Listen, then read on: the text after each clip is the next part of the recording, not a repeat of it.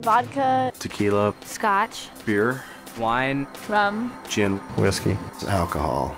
Alcohol probably took 20 years of my life, and you can't get that back.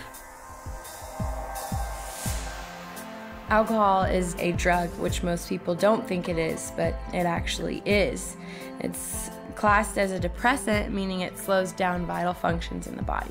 Alcohol is made through the fermentation of fruits and grains. The process of fermentation is basically letting fruit sit and rot until it can produce a mind-altering effect when you drink it. There's different types of things you can drink that have different amounts of alcohol in them. Like a beer, if you just drink beer, that has 2 to 6% alcohol. Wine is about 8 to 20% alcohol. And then you got your hard liquors, which are like vodka or whiskey, which are about 40 to 50% alcohol. When someone drinks 2 or more drinks, it acts as a stimulant. When they drink more than that, it acts as a depressant. If you binge drink, what you're doing is you're just drinking repeatedly over and over large amounts and large quantities of alcohol.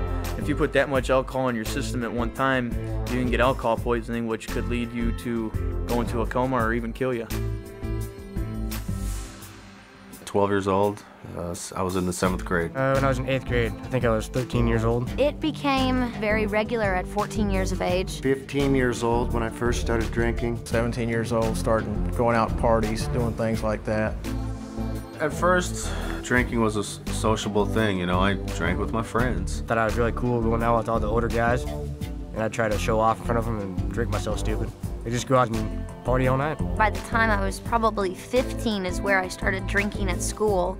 Putting it in a water bottle, I would take vodka or gin, something clear that looked like water, and I would just drink in class and pop mints in my mouth. We'd go in, break into his parents' liquor cabinet, fill up our super big gulps full of ice and Everclear, and then stop by 7-Eleven and fill the rest of it up with Coke, and then make it to first period. I was drinking not just at parties and stuff, but after classes and after work, and even at work. I waited tables, so it was very easy access to alcohol. It was just hard to say no. It was so readily available, and it was constantly there. My drug problem wasn't something that happened immediately.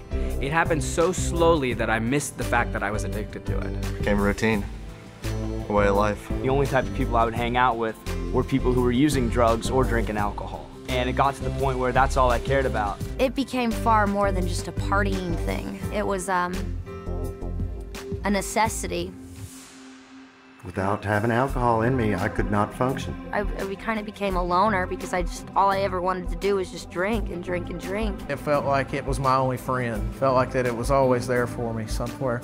You know, when things were going bad, I could always have a few drinks. Well, for me, it was never a few drinks. It was always a lot of drinks. I was consuming about 30 beers a day, a whole case of beer, and 3/4 of a gallon of light rum. I would essentially have that and black out every night. I could do nothing but drink 24/7, drink, pass out, drink, pass out. I literally started drinking so much that I would shake if I didn't have a drink. When I would not drink, I'd get extremely sick, deathly sick. Just really achy all over, and you have headaches, and you're so dehydrated that you have no energy. Alcohol had been, in and out my body so much that it had tore away some of the lining of my esophagus, and blood was creeping in. I was a physical disaster. I was that far in my addiction of physical withdrawal that when I shut that alcohol intake off, my body tried to shut down. The actual withdrawal from alcohol can kill you, for one thing, if it's too intense. Your body has no vitamins or is dehydrated, and you can have DTs, you can seizure to death. It's terrible. I got a phone call, that my father was in the hospital and that he was really, really sick, and that he wasn't going to make it. So the next day I got on a plane to go home, and my only way to confront this was to drink alcohol. So I showed up at the airport pretty drunk, and my family, saw me there, and, they didn't know what to say. The worst thing about it is that my father was kept conscious so that he could see me before he passed away. But instead of disgracing his memory, they'd put him on life support. I had gotten kicked out of this bar for fighting. I was beyond drunk, and I was attacked and raped. And I went home and I stayed in my apartment for a week. My mom would come knocking on the door. I'd pretend I wasn't home. I felt like it was my fault. You know, I was the one that was at that bar. I was the one that was getting drunk. I went home and I had a roommate. And for some reason, we got into an argument, which resulted in a fight, and the cops got called. I blacked out for part of it, so I couldn't figure out why I was waking up in jail. I drank some beer there at the bar inside the airport. I just ordered another beer and put my backpack on and started walking through the terminal smoking a cigarette. I didn't care what I was supposed to be doing.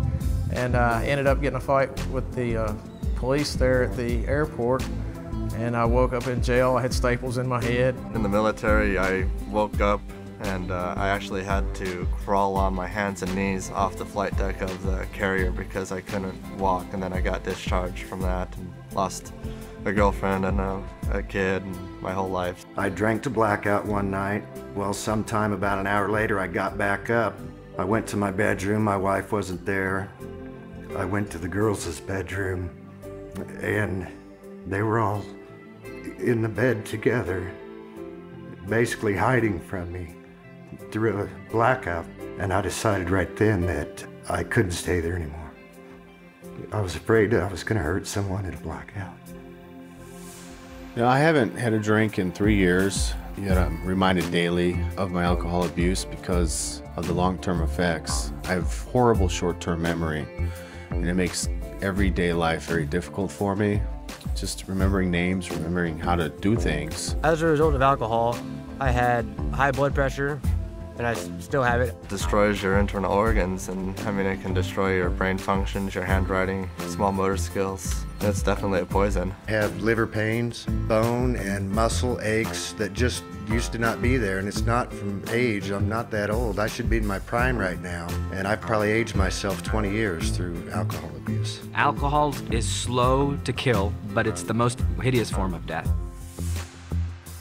If I had known how sneaky and dangerous and insidious alcohol is, if somebody had kind of told me, and if I had known that it's not this symbol for a good time, I think that would have made a difference. It's not like some of the other drugs that instantly after your first time you're hooked and you're addicted to it. A lot of times, you know, most of my friends didn't even like the taste of beer when they first started drinking. It started out as something that was fun, something we did on weekends. How it progressed to an everyday, all-day thing is beyond me.